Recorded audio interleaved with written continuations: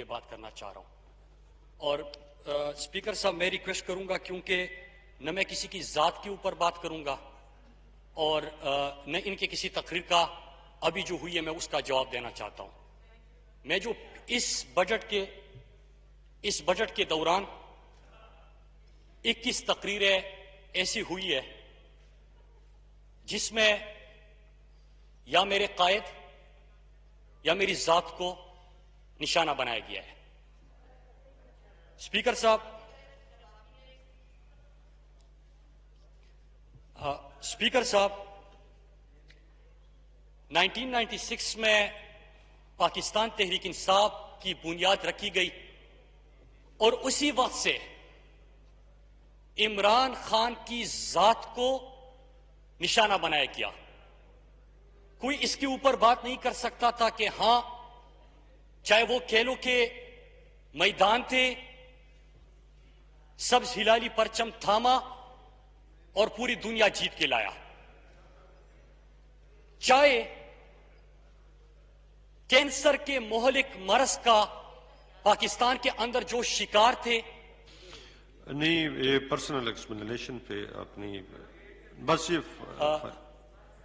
जी मुनासिब अगर मैं आपसे रिक्वेस्ट करूंगा, क्योंकि किसी की जात की बात नहीं हो रही, तो अगर आप समझाएं। जी जी जी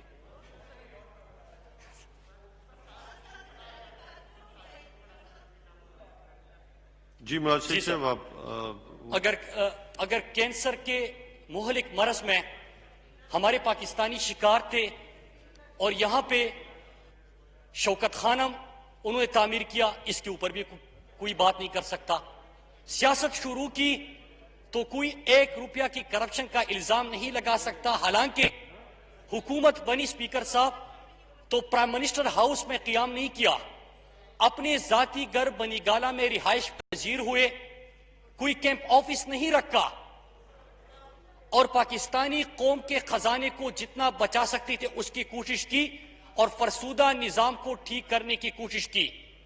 जब उसके ऊपर बात नहीं हो सकती, जब स्टेटिस्टिक नहीं होते, जब दलील नहीं होती स्पीकर साहब, तो जात के ऊपर हमले किए जाते हैं। 24 साल से इनके हमले खत्म नहीं हुए और लीडर के अज़म में, उनके इरादे में, उनके उसूलों में कमी नहीं आई, उन्होंने उसके ऊपर कंप्रोमाइज नहीं किया। स्पीकर साहब, यही कुछ यहां पे मैं पूरे बजट के अंदर 21 तकरीरों का हवाला दे रहा हूं स्पीकर साहब, 21 तकरीरें, और उसमें क्या कुछ होता रहा। लेकिन ये पहली दफा नहीं हो रहा और आज मैं उसका जवाब दूंगा। मैं आपकी तरह जाती हमले किसी के ऊपर नहीं करूंगा, लेकिन मैं दलील से बात करूंगा स्पीकर साहब। मैं जब इस पार्लियामेंट में आया, यहां पे पिछले पार्लियामेंट की भी चंद मेंबरान बैठे हुए हैं, मुअज़्ज़ज़ मेंबरान बैठे हुए हैं स्पीकर साहब। मैं जब 2013 में इस पार्लियामेंट का रुकन बना तो यही हुकूमत में थे और अप्रिशिएट कर रहे थे। मैं इनको बड़ा अच्छा पार्लियामेंटेरियन लग रहा था, 3 साल तक तारीफें हो रही थी स्पीकर साहब। लेकिन 2016 में पहली दफा इस ऐवान के अंदर मेरी जात को निशाना बनाया गया स्पीकर साहब, मेरी फैमिली को।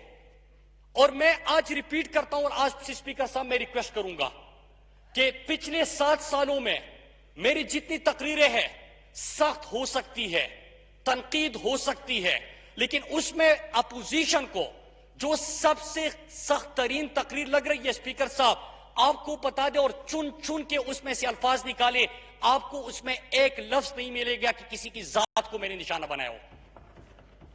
स्पीकर साहब, आप भी उस पार्लियामेंट का हिस्सा थे और आप हमारे साथ अपोजिशन में थे उन दिनों में। स्पीकर साहब, 2016 में मैंने यहां पे एक तकरीर की और मैंने लाहौर और पंजाब के अंदर पुख्तूनों के हवाले से एक इशू को उठाया। मैंने उनके शनाख्ती कार्ड के मसले को उठाया जो वहां पे उनको घरों से उठाया गया था, इस इशू को उठाया। स्पीकर साहब, होना क्या चाहिए था, मैंने तो अपने मुल्क के लिए बात की थी। मैं तो ये चाह रहा था कि उनकी महरूमियों का अजाला करे।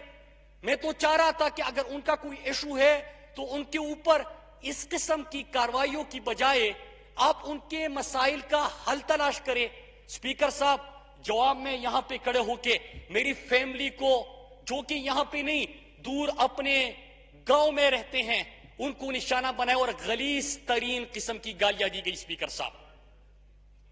स्पीकर साहब यहां पे कहानी खत्म नहीं हुई और मैं शुक्रिया अदा करता हूं मीडिया का, सिविल सोसाइटी का, अपने इस पार्लियामेंट के अंदर उस वक्त जो हमारे साथ अपोजिशन में थे, चाहे हुकूमत के अंदर लोग थे, उन्होंने न सिर्फ उसकी मुजम्मत की स्पीकर साहब, बल्कि उन्होंने शदीद तरीन अल्फाज में उसकी मुखालिफत भी की। स्पीकर साहब फिर क्या होता है, 2018 के इलेक्शन से 3 महीने पहले एक और कैंपेन शुरू की जाती है और पूरे जोरदार किस्म के जाती हमले होते हैं स्पीकर साहब। लेकिन अल्लाह का लाख लाख शुक्र है, वो तो इज्जु मन तशा वो तुजिल्लु मन तशा। स्पीकर साहब मैं पहले इलेक्शन से ज्यादा वोट लेकर यहां पे आ गया और उसका भी इनको कुछ नहीं मिला। अब मैं आता हूं इस पार्लियामेंट के अंदर और 4 मौकों पे जो इन्होंने जाती हमले किए मैं उसके हवाले देता हूं स्पीकर साहब, और आखिर में एक कमिटमेंट का इजहार करूंगा। 2018 में मैं अल्लाह के फजल करम और अपनी कौम की दुआ, उनकी मोहब्बत की वजह से फिर एक दफा 1 साइडेड विक्ट्री लेके यहां पे पहुंचा। वो स्पीकर साहब 2018 के इलेक्शन के बाद मेरी यहां पे पहली तकरीर थी। मैंने जब यहां पे तकरीर की तो पीपल्स पार्टी के चेयरमैन जरदारी साहब उठे और उन्होंने यंग डायनामिक लीडर पता नहीं क्या कुछ मुझे कहा मेरी तकरीर सुन के। बड़ी तारीफें की थी उनको। मैं रिकॉर्ड का हिस्सा है, इस हाउस के रिकॉर्ड का हिस्सा है ये, क्योंकि उनको पिछली दफा पार्लियामेंट में उन्होंने नहीं देखा था। उन्होंने बातें सुनी, सच्चाई लगी, तारीफ की। उसके बाद बजट सेशन शुरू हुआ स्पीकर साहब, और मैंने इनकी तकरीर का जवाब उसी दलाइल से दिया। स्पीकर साहब इनकी तरफ से कैंपेन का आगाज कब होता है, मैं उसके 4 हवाले आपके सामने रखना चाहता हूं। पिछले बजट का इजलास था स्पीकर साहब, इनके शरीक चेयरमैन तकरीर करना चाह रहे थे, मैं भी तकरीर करना चाह रहा था। 2 हफ्ते गुजर गए। मेरे पास शाजिया मरी, मैं नाम लूंगा आज, शाजिया मरी आई अपने चेयरमैन का पैगाम लेके स्पीकर साहब, और मुझसे कहने लगी कि मुराद भाई आप तकरीर क्यों नहीं करते। भाई कहा, इतना बुरा भाई मैं नहीं हो सकता जो इनकी कैंपेन चल रही है। मुझे मुराद भाई कहा और मुझे कहा कि मुराद भाई आप तकरीर कर ले। मैंने कहा कि मेरी पार्टी या जिस तरह के उन्होंने चीफ व्हिप ने नाम दिए हैं उसके मुताबिक मेरी बारी आएगी और मैं तकरीर कर लूंगा। कहते कि हमारे चेयरमैन साहब रोज आते हैं, आप जब तक तकरीर नहीं करेंगे वो नहीं करेंगे, आप पहले तकरीर कर ले। मैंने कहा कि मैं भी नहीं करूंगा। ये पिछले बजट की मैं आज 4 हवाले लेके आया हूं स्पीकर साहब। मैं कोई गलत बात नहीं करूंगा। मुराद साहब आप जारी रखें। मैं नहीं सर, जी बिल्कुल ठीक है भाई साहब, बिल्कुल ठीक, बिल्कुल ठीक, बिल्कुल ठीक, बिल्कुल ठीक है।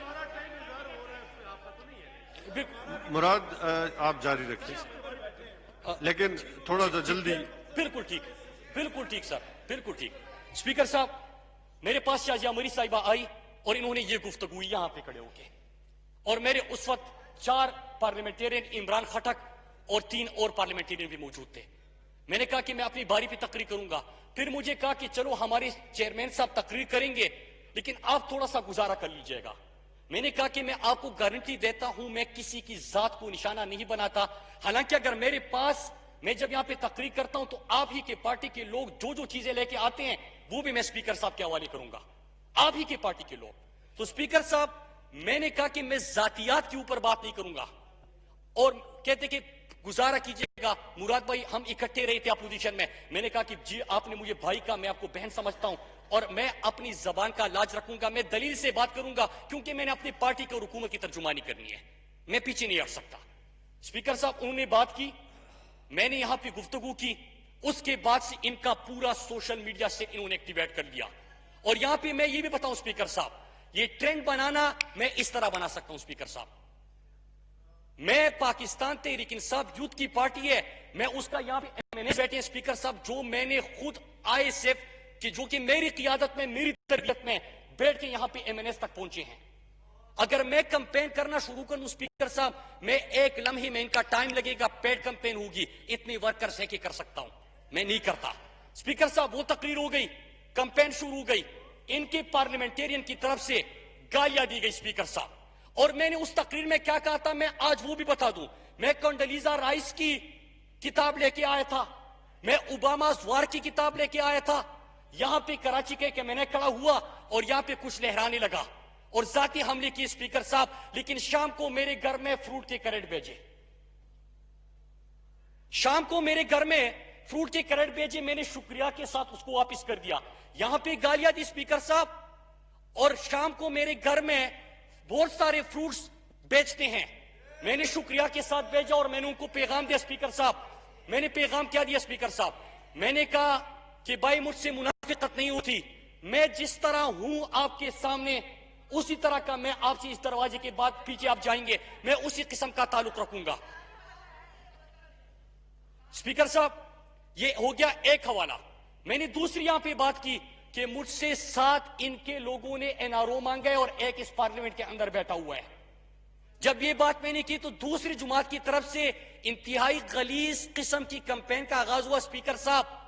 तो मैं आज आपको बता रहता हूं, जिस दिन मैंने ये बात की, इन्हीं के पार्टी की तर्जुमान खातून मेरे पास आती है और मुझे कहती है कि आप इस बंदे का नाम ले रहे थे।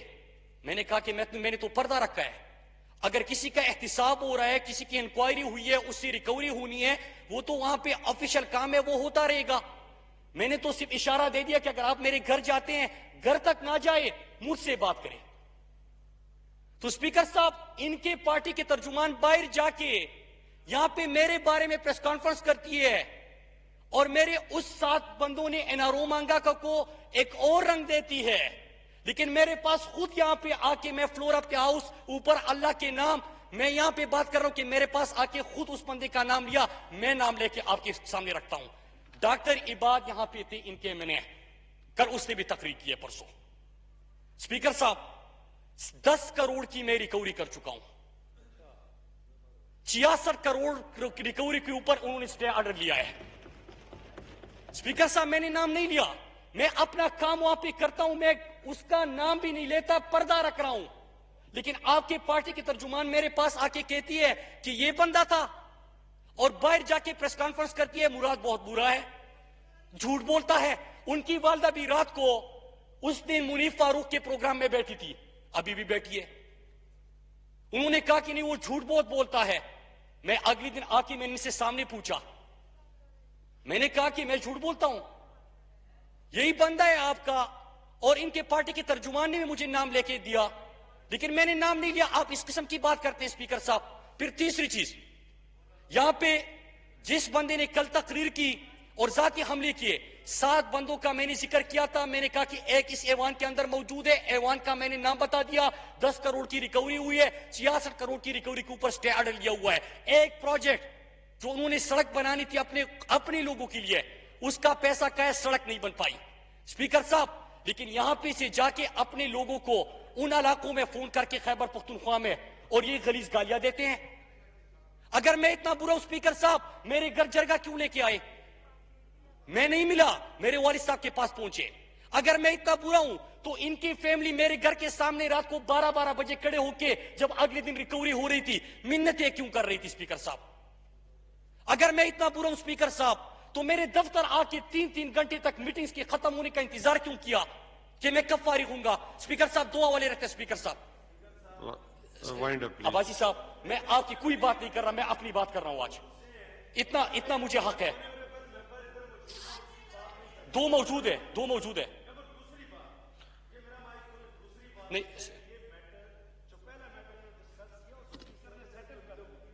मैं बिल्कुल ठीक है। मैं आज बिल्कुल ठीक है साबिका डिप्टी स्पीकर साहब। मुराद वाइंड अप करें सब बिल्कुल ठीक है। बजट सेशन चल रहा है। बिल्कुल ठीक। अब भाई साहब बैठे तशरीफ रखिए। ठीक है, ठीक है, ठीक है, बिल्कुल ठीक है,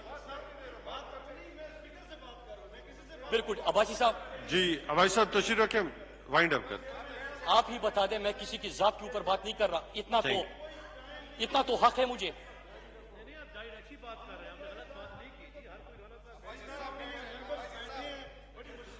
मुराद जारी रखें लेकिन वाइंड अप जी करें। जी स्पीकर साहब, ठीक है, ठीक है सर, ठीक है सर, ठीक है सर, ठीक है सर। स्पीकर साहब बिल्कुल ठीक है, बिल्कुल ठीक है स्पीकर साहब। फिर उसके बाद ये हुआ कि आते हैं, मिन्नतें करते हैं कि रिकवरी किसी अंदाज से नहीं हुई ना हो।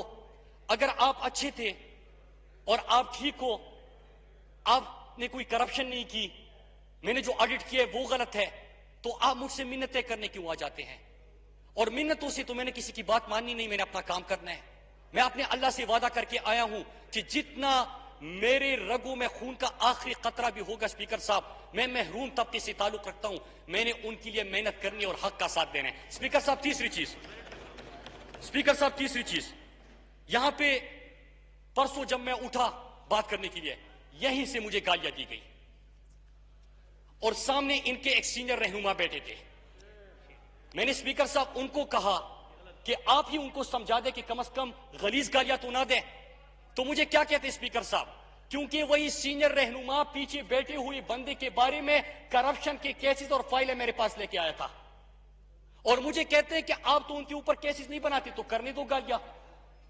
जी मुराद थैंक यू। स्पीकर साहब तो ये दलील है स्पीकर साहब, आप फाइलें पकड़ाते हो। मैं आपसे कहता हूं कि गालियों में, अगर मैंने कहा है कि जेआईटी रिपोर्ट है, उसके ऊपर कौन सी गाली बनती है? मैंने अगर कहा है कि यहां पे आपने इकोनॉमिक इंडिकेटर्स उठाए, मैंने उसका जवाब दिया, कौन सा आप किसी को गालियां देते हैं स्पीकर साहब? फिर उसके बाद क्या होता है? Thank you. अभी स्पीकर साहब अभी क्या हो रहा है स्पीकर साहब? स्पीकर साहब अभी क्या हो रहा है? अभी ये हो रहा है स्पीकर साहब के पार्लियामेंट के अंदर 21 तकरीरें हुई जात के हवाले से, पहले भी की है, अभी भी हुई, कोई इशू नहीं। सोशल मीडिया के ऊपर इनके लोगों की तरफ से कैंपेन चल रही है, क्या उनका डेटा नहीं होता? उनका किससे ताल्लुक है, कहां से ताल्लुक है, उसकी डिटेल नहीं होते? सब मौजूद है स्पीकर साहब। मैं फ्रीडम ऑफ स्पीच के ऊपर यकीन रखता हूं, उन वर्कर्स का कोई कसूर नहीं है स्पीकर साहब। स्पीकर साहब उन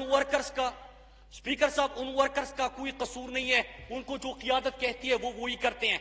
लेकिन स्पीकर साहब अब 2 दिन से इन्होंने मेरे जो मुखालिफिन थे, और मैंने स्पीकर साहब को 3 मैसेजेस दिए हैं, मेरे मुखालिफिन कैंडिडेट को इनकी पार्टी की क़ियादत ने एक एक बंदे को फोन किया, और उन्होंने जो जवाब दिया है वो बड़ा इंटरेस्टिंग है। उन्होंने कहा कि आप मुराद सईद का पूछ रहे हैं, उनके वालिद साहब बाहर सऊदी अरब में मजदूरी करते थे, आज भी उसी घर में रह रहे हैं जिस घर में वो 7 साल पहले रहता था। आप मुराद सईद की बात करते हैं, वो मेरा मुखालिफ जरूर है, मैंने भी इलेक्शन लड़ा उसके, और मैंने स्पीकर साहब, मैं फिर रिकॉर्ड के लिए कहूं, स्पीकर साहब को मैंने ये मैसेजेस भेज दिए हैं कल रात। लेकिन स्पीकर साहब वहां पे जाके साजिशें, वहां पे जाके ये जो चाले जो बुन रहे हैं स्पीकर साहब, एक एक चीज का पता है। लेकिन मैं यहाँ पे बात क्या करना चाहता हूं स्पीकर साहब, ये बात करने का मकसद एक है, अगर तसल्ली से सुन लेते तो हो सकता है मैं मजीद आराम से बात कर लेता। लेकिन स्पीकर साहब एक मकसद है मेरा, मेरी लीडर को 24 साल आप लोगों ने जाती तनकीद का निशाना बनाया, उनको आप नहीं रोक पाए। अगर किसी का यह ख्याल है स्पीकर साहब कि इस तरह मेरे सामने आके यहां पे आप मिन्नतें करते और अपनी लीडर को खुश करने के लिए रात को मेरे घर फ्रूट बेचते हैं, जो कि मैंने वापस कर दी, लेकिन दिन को पार्लियामेंट के आके अपनी लीडर को खुश करने के लिए चीजें लहराते हैं और जाती तकरीरें करते हैं, स्पीकर साहब मैं अब एक्सपोज करूंगा। अगर यहां पे आप आके मेरे सामने मिन्नतें करते हैं कि आप सर 2 मिनट दीजिएगा सर, 2 मिनट मैं खत्म कर रहा हूं। अगर आप यहां पे आके मुझे मिन्नतें करते हैं कि मेरी लीडर के साथ से पहले तकरीर कर लो, लेकिन फिर उसके बाद मुझे यहां पे निशाना बनाते और खुश होते हैं, वर्कर्स को मोटिवेट करते हैं, स्पीकर साहब मैं एक्सपोज करूंगा। स्पीकर साहब मैंने 4 लोगों का हवाला दिया, मैं आपको 30 और लोगों का हवाला दे सकता हूं। लेकिन स्पीकर साहब मैं यहां पे एक काज लेके आया हूं। आपने 2016 से इस किस्म की कैंपेन की, मेरे फैमिली को निशाना बनाया, झूठ था, कामयाबी नहीं मिली। 2018 में आपने कैंपेन शुरू की और आपको नाकामी का सामना करना पड़ा, मैं मजीद ज्यादा मार्जिन से इलेक्शन जीत के आया। अभी यहां पे आप मुझे मिन्नतें करते और पीछे साजिशें बुनते हैं स्पीकर साहब। मैं एक वादा अपने रब से, अपनी कौम से, अपने लोगों से, अपनी जुमात से, अपने कायद से, अपने वर्कर से, इस ऐवान से, इस चेयर से मैं एक वादा करता हूं कि अल्लाह की कसम स्पीकर साहब, ये तो कुछ नहीं है। अगर मेरे सर पे यहां पे ये गोली भी रखते हैं ना और कहीं के स्टेटस को का साथी बन जाऊं, अल्लाह की कसम नहीं बनूंगा। स्पीकर साहब, अगर मेरा सर ये काटते स्पीकर साहब, मेरा सर काटते, कलम कर दे, मैं स्टेटस को का मुकाबला करने आया हूं, इसका साथी बनने के लिए नहीं आया स्पीकर साहब। Thank you. अगर किसी का स्पीकर साहब ये ख्याल है कि ये चीज चलती रहेगी, इससे क्या होता है, 2016 में आपने शुरू किया था, पता चला कि मैं आपके असाब पे सवार हो चुका हूं स्पीकर साहब। मैंने उसके बाद मजीद मेरी आवाज में गूंज आई, अब भी मजीद गूंज आएगी स्पीकर साहब। मैं इंशाअल्लाह अपने कमिटमेंट से 1 इंच पीछे नहीं हटूंगा।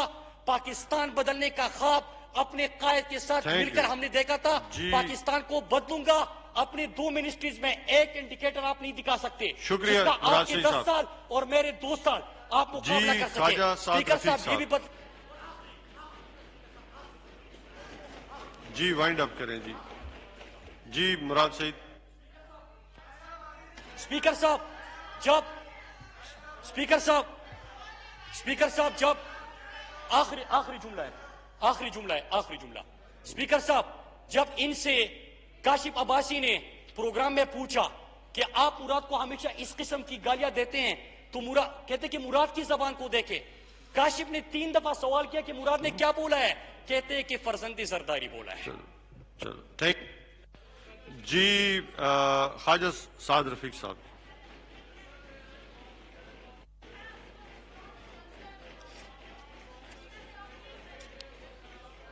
जी ख्वाजा साद रफीक साहब जी, आप किस